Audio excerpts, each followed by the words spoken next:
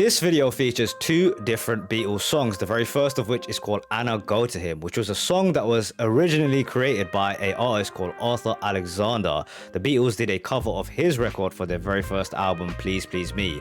Now this is actually a personal favorite of John Lennon's, and speaking of John, apparently during the recording process of the very first album, which was all done in one day, pretty cool, he had a cold which had an adverse effect on his voice. So let's check out this track. Here we go. Anna Go To Him by the Beatles.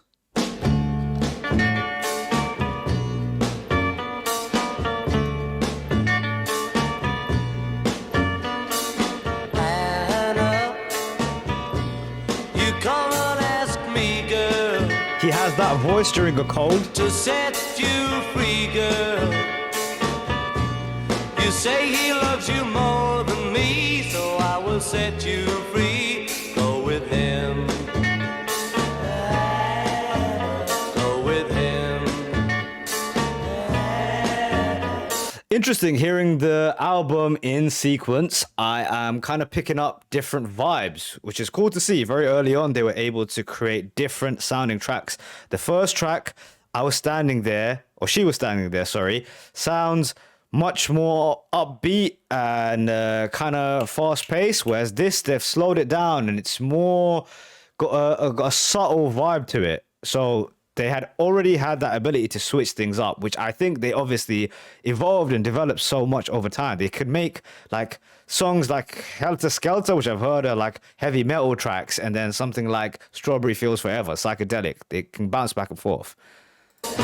Anna, girl, before you go now, I want you to know now that I still love you so. But if he loves you more, go with him. He should get a cold more often. All of my life, I've been searching for a girl to love me like I love you. Oh, now, but every girl I've ever had breaks my heart and leaves me sad. What am I supposed to do? Oh, Anna. There's something about the recording style of this early period of like the music industry. I don't know why it sounds so different in a good way. It sounds crisp in a way today's records aren't. I think it's probably the digitized recording of the record. Something about it seems like you're really there with these guys and they're performing live with you. And also that was a beautiful part right there where the two backing vocalists, as if they're like nameless musicians, McCartney and Harrison are in the back harmonizing together. That sounded fantastic, man. Just one more thing, girl. Do you know what? Let's back up, man. I know people don't like that. Here we go. Oh, Anna. Just one more thing, girl. You give back your ring to me, and I will set you free. Go with him. All of my life, I've been searching for a girl to love me Dude, like I his voice. love you. But let me tell you now that every girl I've ever had breaks my heart and leaves me sad. What am I supposed to do? Oh, Anna. Bass work on this is fantastic. It's so deep and it creates this great groove. I know Paul McCartney as the writer. Obviously, I'm coming with no experience of listening to their music, well, very little. And I know him as the writer and a great singer, but that's the bass work on this is fantastic. It's very, very deep, thick. I like it. Back up. Oh, Anna. Just one more thing, girl. You give back your ring to me, and I will set you free. Go with him. Go with him. You can Ghostly with him, harmonies. girl. Go with him. Cool track. I think that's the favorite of the three I've heard so far. I said this on the previous episode of this album run that I'm doing, is their chemistry is undeniable in the beginning. I've heard other bands in their very first early records. They didn't sound like this. They didn't sound as crisp, as clean, as together as these guys do. They sound like a real band that's been together for years, and that's because they have been. Great stuff, man. I love Lennon's voice. Of the two voices, I think I prefer Lennon's one. Not saying that Paul's is worse or anything like that. It's just there's just a certain quality to it. You can kind of, it has like a texture or like experiences behind the voice, if that makes sense. It sounds like it's lived through some shit in a great way. Especially when he stretches himself vocally. Cool song, man. This was obviously written by another dude, and they did a cover of it, and I haven't heard the initial version, but they kind of owned this one. Owned it. Good stuff, man. On to the next one. Chains is a cover of a song that was released by a husband and wife duo called Gary Coffin and Carole King, released in '62.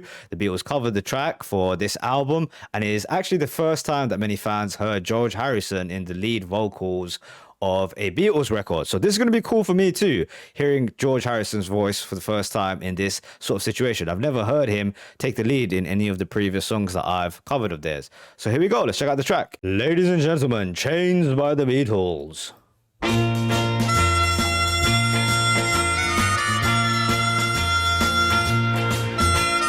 Chains, my baby's got me locked up in chains, and they ain't the kind that you can see. Whoa, these chains of love got a hold on me, yeah.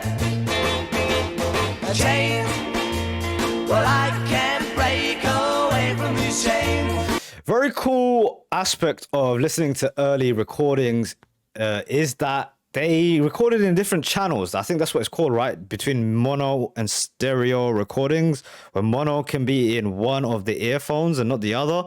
I think that's what the situation is here. And it's certainly the truth here. Harrison on the left ear, and then the rest of the guys come through on the two together. Cool effect. Also, Harrison's got a cool voice. It's softer. It's softer definitely than Lennon's. Interesting tone to it. A chain, well, I can't break away from these chains. Can't run around, 'cause I'm not free. Oh, these chains of love won't let me be, yeah. Interesting that it was written by a husband and wife duo. They're talking about chains and not being free. I mean, I wonder how that marriage looked on the inside. This is an interesting take from two people. I wanna tell you, pretty baby, I think you're fine. I'd like to love you, but darling, I'm imprisoned by these chains. My baby's got me locked up in chains, and they ain't the kind that you can see. I wonder if this was a giant ruse by the couple as like some kind of BDSM track that no one ever realized until today.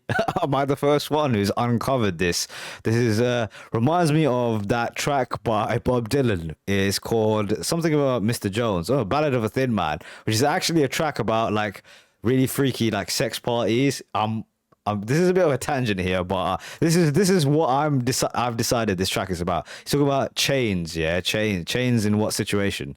Oh, these chains of love got a hold on me, yeah. Please believe can I tell you, your lips are sweet. I'd like to kiss them, but I can't break away from all of these chains.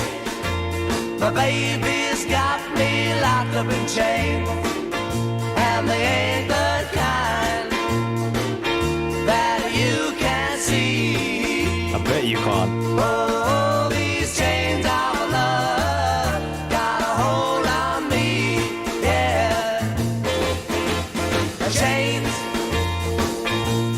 chains of love, chains of love. Okay. Chains of I mean, I kind of took the piss during the song, but it's another cool record. I think this is the experience that I'm going to have listening to the early Beatles stuff. And I was saying it in the last video, the last two tracks that I was hearing, is that this early stuff, because I've heard music that has come many years after, which is much more complex, has depth, has subject matter that's taboo. I'm used to that kind of stuff, and it's more inclined with what I like. Whereas this is more simple. It's generally about love. This one actually turns out to maybe have a hidden meaning to it. But it's interesting that a husband and wife wrote a track like this. It reminds me a little bit of the track Hey Ya as well, which has like a darker meaning to it. On the surface, it seems like a really simple track by Outkast, Hey Ya by Outkast. It seems like a nice little bop, but it's actually a dark track. And this is kind of has a similar thing here, where he's talking about a couple being locked up in chains with each other. And you know, these guys were married who wrote it. Regardless, musically, so that was off on a tangent. Musically, what I'm liking about the early records, what I'm liking from the early records is the musicality of it. It's recorded really beautifully, which is a testament to George Martin. It sounds great. There's great chemistry between the band, but as I've said before, these ones just don't really connect with me like that. I appreciate them for different reasons, you know, like Piece of History, but still not bad songs at all. Still not bad songs. They're just not my cup of tea. I wasn't growing up with these records. Interesting one. On to the next one. See you guys then.